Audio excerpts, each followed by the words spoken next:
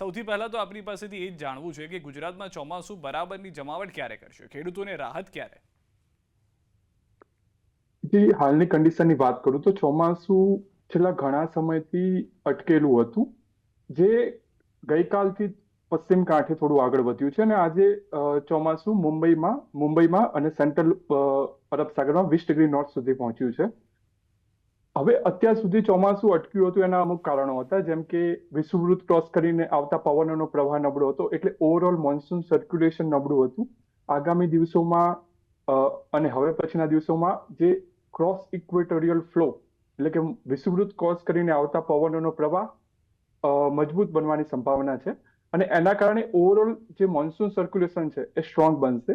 અને બીજા જે વિષુવવૃત્તના જે અમુક વેવ્સ આવતા હોય છે, જેમ કે રોસ્પી વેવ્સ, તો આ બધા વેવ્સ પણ આગળના દિવસોમાં આપણા ઉત્તર ભારતીય અરબ સાગરમાંથી પસાર થવા જઈ રહ્યા છે.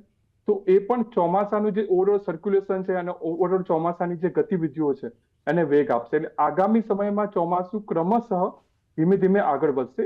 આ અઠવાડિયાની વાત કરું તો 23 થી 30 જૂનમાં ચોમાસું લગભગ દક્ષિણ ગુજરાતના અમુક ભાગોમાં આગળ વધી શકે છે અને ત્યાર પછી જો યોગ્ય પરિસ્થિતિઓ અને યોગ્ય વેધર સિસ્ટમ્સ રચાય, જેમ કે આગામી સમયમાં જૂન એન્ડ જુલાઈની શરૂઆતમાં લો પ્રેશર બંગાળની ખાડીમાં રચાઈ શકે છે.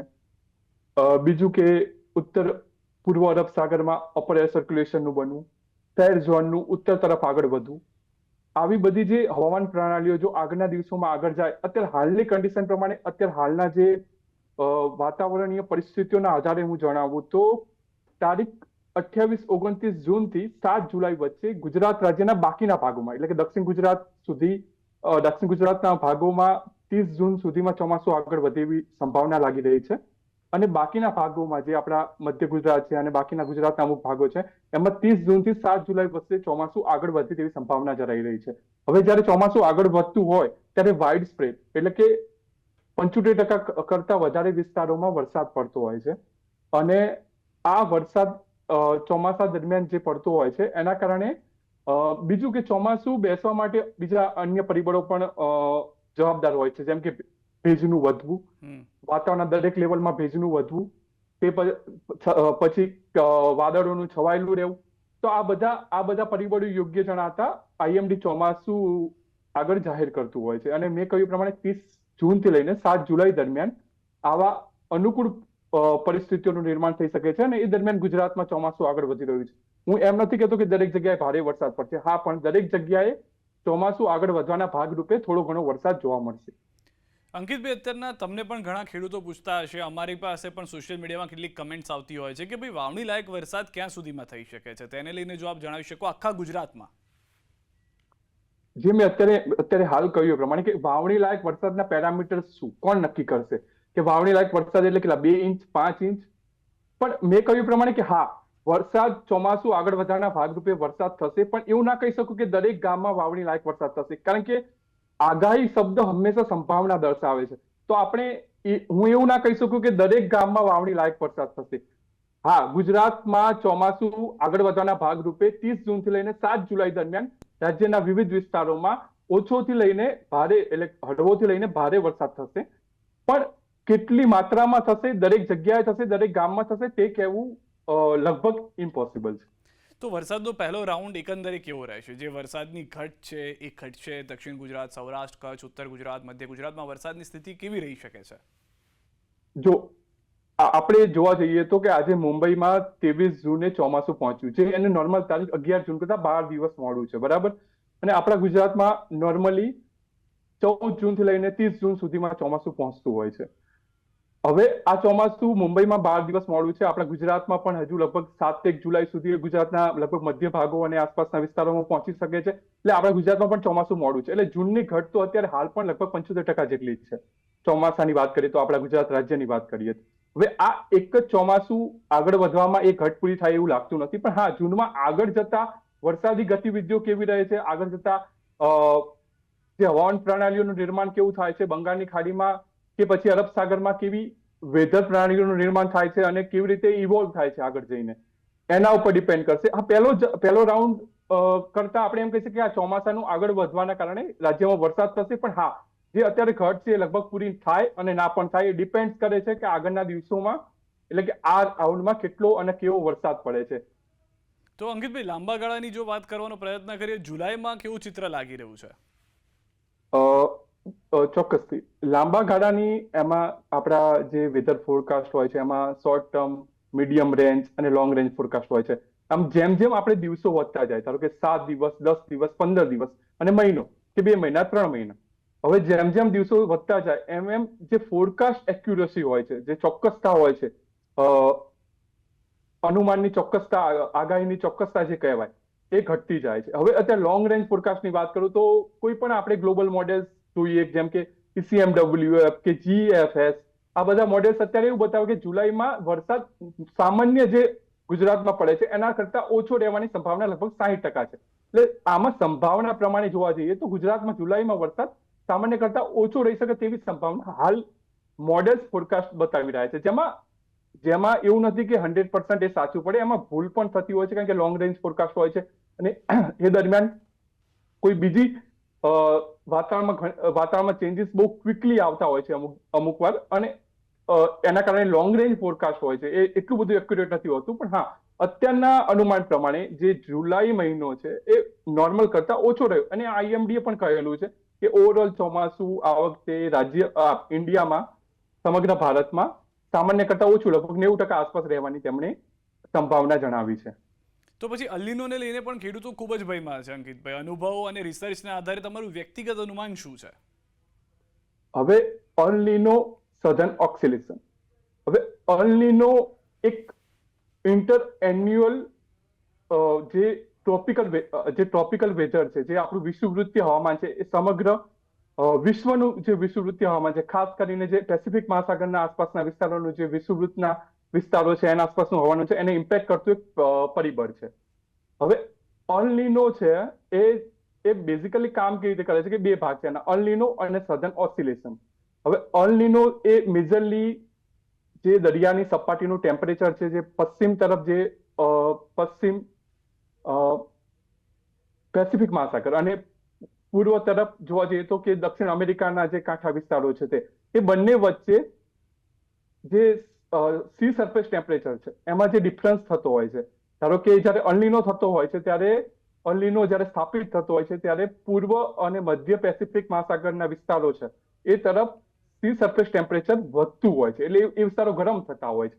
જનરલી સ્થિતિ કેવી હોય છે કે પેસિફિક મહાસાગર, આપણો પશ્ચિમ પેસિફિક મહાસાગર તરફના વિસ્તારો ગરમ હોય છે, ત્યાંનું સી સરફેસ ટેમ્પરેચર ગરમ હોય છે અને એના કારણે ત્યાં હવા ઉપર ચડતી હોય છે અને ત્યાં વાદળો બંધાવાની પ્રક્રિયાઓ વધતી હોય છે. એટલે નોર્મલ વોકર સર્ક્યુલેશન એ રીતે કામ કરતું હોય. જ્યારે અલ્નીનો થતો હોય છે ત્યારે જે ટ્રેડ વિન્ડ્સ હોય છે, જે પેસિફિક મહાસાગરમાં ચાલતા પવનો હોય છે, એ વીક પડી જતા હોય છે અને અમુક રિવર્સ થઈ જતા હોય છે. એટલે જે સિચ્યુએશન છે આખી ઉલટી થઈ જતી હોય છે અને જે ગરમ પાણી જે શિફ્ટ થઈને અમેરિકા તરફ, દક્ષિણ અમેરિકાના વિસ્તારો તરફ આગળ વધી જતું હોય છે. અને આ જે પશ્ચિમ પેસિફિક મહાસાગર, જ્યાં ખરેખર ગરમ પાણી, દરિયાની સપાટીનું પાણી ગરમ હોવું જોઈએ, એ ઠંડુ પડતું જાય છે અને એને કારણે સમગ્ર પેટર્નમાં બદલાવ આવતો હોય છે. અને આના કારણે જે સધન ઓક્સિલેશન, જે પ્રેશર પેટર્ન છે, પ્રેશર ગ્રેડિયન્ટ છે, એમાં તફાવતમાં ફેરફાર આવતો હોય છે.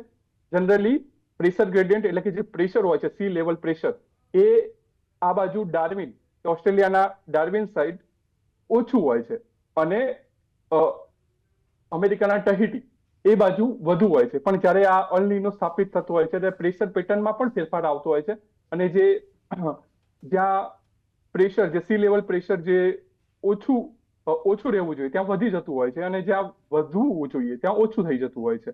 એટલે સમગ્ર વોકર સર્ક્યુલેશન, સમગ્ર સર્ક્યુલેશન, જે હવામાનનું સર્ક્યુલેશન ત્યાં રહેલું છે એમાં ફેરફાર થતા હોય છે. હવે ભારતની વાત કરું તો ભારતમાં ખાલી અલ્નીનો, સધન ઓક્સિલેશનની ઇફેક્ટ થી અસર થાય એના કરતા આપણે એક બીજું પરિબળ પણ જોવું જોઈએ, IOD, ઇન્ડિયન ઓશિયન ડાયપોલ. હવે ઇન્ડિયન ઓશિયન ડાયપોલ એ આપણા ભારતના પશ્ચિમ ભાગ, ભારતીય સમુદ્રના પશ્ચિમ ભાગ, આફ્રિકા તરફના ભાગ અને પૂર્વ ભાગ, એ બંને વચ્ચેના જે સી સરફેસ ટેમ્પરેચર છે એના ડિફરન્સથી એમના જે વચ્ચે તફાવત રહેલો છે અને એના કારણે જે ઇન્ડેક્સ એની ગણતરી થતી હોય છે એને કહેવાય છે ડાયપોલ મોડ ઇન્ડેક્સ. હવે dipole mode index 0.4 degree Celsius કરતા સતત 3 મહિના વધુ રહે તો આપણે એમ કહેવાય કે IOD પોઝિટિવ થયું છે અથવા IOD હવે પાછળના વર્ષોની વાત કરું તો 2015, 2016 અને 2023 નું ઉદાહરણ લઈએ આપણે. હવે ઇન્ડિયામાં હંમેશા અલ્નીનો સધન ઓક્સિલેશન કરતા હંમેશા આઈઓડી અને ઈએનએસઓ એટલે કે આઈઓડી ઇન્ડિયન ઓશન ડાયપોલ અને અલ્નીનો સધન ઓક્સિલેશનનું જે કોમ્બિનેશન છે એ જોવું જરૂરી છે. કારણ કે 2015 ની વાત કરું તો જયારે 2015 નું મોન્સૂન આપણે ઇન્ડિયામાં ચાલુ થયું ત્યારે ઓલરેડી અલ્નીનો ડેવલપ્ડ હતો અને આઈઓડી ની વાત કરું તો એ ડેવલપિંગ ફેઝ એટલે એ ન્યુટ્રલ ફેઝમાં હતી, પણ પાછળના સમયમાં ધીમે ધીમે એ પોઝિટિવ થઈ. તો 2015 ની વાત કરું તો 2015 વર્ષ લગભગ આપણા ગુજરાત માટે બિલો નોર્મલ રેનફોલ રહ્યું હતું, પણ સૌરાષ્ટ્ર રીજન માટે લગભગ નોર્મલ લગભગ 2% જેટલું જ નોર્મલથી ઓછું રહ્યું હતું. અને 2016 ની વાત કરું તો 2016માં અલ્નીનો છે એ અલ્નીનો થી લાનીના તરફ ટ્રાન્ઝિટ થતું હતું.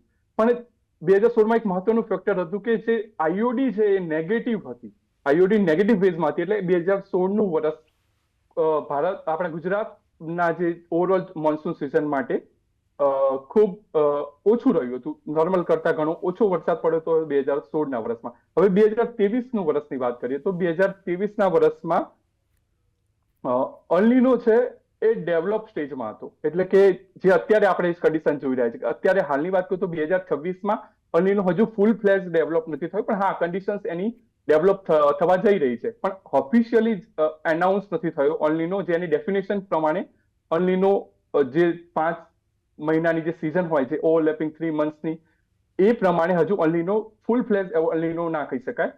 સેમ કન્ડિશન 2023માં પણ હતી, ફૂલ ફ્લેજ અલ્નીનો ડેવલપ થવા જઈ રહ્યો હતો પણ ડેવલપ થયો નહોતો.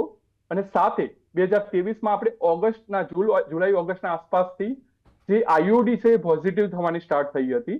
અને આઈઓડી પોઝિટિવ થવાના કારણે આપણે 2023ના જો ચોમાસાના આંકડા જોઈએ તો આપણે ગુજરાત અને સૌરાષ્ટ્રની વાત કરું તો સૌરાષ્ટ્રમાં તો નોર્મલ કરતા લગભગ 40% વરસાદ વધારે પડ્યો હતો. અને ગુજરાતની વાત કરું તો ગુજરાતમાં પણ લગભગ નોર્મલ અને નોર્મલથી થોડો વધારે વરસાદ પડ્યો હતો. તો હું એમ કહેવા જાઉં છું કે એકલા અલ્નીનોની અસરથી ગુજરાતમાં ડાયરેક્ટ કોઈ ઇમ્પેક્ટ થાય એવું કોઈ કોરિલેશન બેસતું નથી. અલ્નીનો અને આઈઓડી નું શું કોમ્બિનેશન છે એ જોવું જરૂરી છે. હવે આ વર્ષની વાત કરું તો અલ્નીનો હાલ હજુ ફૂલ ફ્લેજ ડેવલપ નથી, પણ અલ્નીનો કન્ડિશન હજુ ડેવલપ થવા જઈ રહી છે. જેમ કે અત્યારે હાલનો જે ONI index, ocean Nino index છે, એ છેલ્લા 3 સિઝન જેમ કે એપ્રિલ, મે અને જૂન એનો 0.48 છે. હવે એનો થ્રેશોલ્ડ છે 0.5. હવે અલ્નીનો 0.3 મહિનાની જે average C surface temperature anomaly છે એ 0.5 ડિગ્રી સેલ્સિયસ થી વધુ હોવી જોઈએ એવી સતત 5 સિઝન જોઈએ. એપ્રિલ, મે, જૂન, જુલાઈ, ઓગસ્ટ એવી સતત 5 સિઝન માટે એ 0.5 ડિગ્રી સેલ્સિયસ કે એનાથી વધારે રહેવી જોઈએ, જે હજુ થઈ નથી. પણ હા એની કન્ડિશન અત્યારે વીકલી વેલ્યુ જોઈએ તો ખબર પડે કે હા ઓશિયન નિનો ઇન્ડેક્સ અત્યારે વધી રહ્યો છે, પણ સામે આપણે બીજું જોઈએ કે હજુ અલ્નીનો ડેવલપ સ્ટેજમાં છે, ફૂલ ડેવલપ નથી થયો. બીજું પેરામીટર કે અત્યારે હાલ જે આઈઓડી છે, જે આપણું મેં કહ્યું ભારતના પશ્ચિમ અને પૂર્વ ભાગનું જે ભારતીય મહાસાગરના પૂર્વ અને પશ્ચિમ વિસ્તારોનું જે સી સરફેસ ટેમ્પરેચર એમાં જે ડિફરન્સ થયેલો છે અને એને કાઉન્ટ કરીને જે ઇન્ડેક્સ બનાવવામાં આવે છે એ ડાયપોલ મોડ ઇન્ડેક્સ. હવે એની વાત કરું તો એ અત્યારે હાલ ન્યુટ્રલ ફેઝમાં છે. તો મારું કેવું એવું છે કે એના ઉપર વધારે નજર રાખવી જરૂરી છે કે આગળ જઈને આઈઓડી કેવી ડેવલપ થાય છે. અત્યારે ફોરકાસ્ટ એવું છે કે આગળના સમયમાં જુલાઈ, ઓગસ્ટ અને સપ્ટેમ્બર તરફ જતા ધીમે ધીમે આઈઓડી પોઝિટિવ થવા જઈ રહી છે.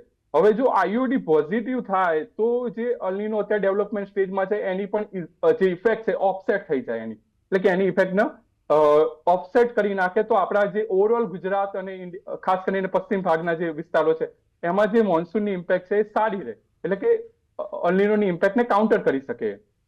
તો આગળ જતા આઈઓડી કેવી રીતે ડેવલપ, અલ્નીનો પણ હજુ મેં કીધું ફૂલ ફ્લેજ ડેવલપ નથી, તો એવું ના કહી શકે કે 100% નકારાત્મક અસર પડશે ભારતીય મોન્સૂન ઉપર. પણ ભારતીય મોન્સૂન ઉપર એ પણ જોવું કે આગળ જઈને આઈઓડી કેટલા અંશે પોઝિટિવ થાય છે. તો આ બંનેનું કોમ્બિનેશન આગળ જતા આગળના સમયમાં, આગળના મહિનાઓમાં કેવું રહ્યું છે એના ઉપર આપણા ભારતીય ચોમાસાનો અને ગુજરાતના જે ઓવરઓલ ચોમાસું ઓવરઓલ વરસાદનો આધાર રહેલો છે. અંકિતભાઈ, તમે એ તો સરસ રીતે સમજાવી દીધું કે ચોમાસું કેમ જોઈએ એવું જામતું નથી, કયા કયા પરિબળો પ્રતિકૂળ છે, પરંતુ ક્યાં સુધીમાં સાનુકૂળ થશે, ખાસ તો આઈઓડી એમજીઓની સ્થિતિ શું હોઈ શકે છે સાનુકૂળ પરિબળ તરીકે? બરાબર. હવે આ મેં જે વાત કરી, આ ભારતીય ચોમાસા પર ઘણા બધા ફેક્ટરો કામ કરતા હોય છે. અલ નીનો, સધર્ન ઓક્સિલેશન, આઈઓડી, એ બધા ઇન્ટર એન્યુઅલ વેરિએબિલિટી કહેવાય.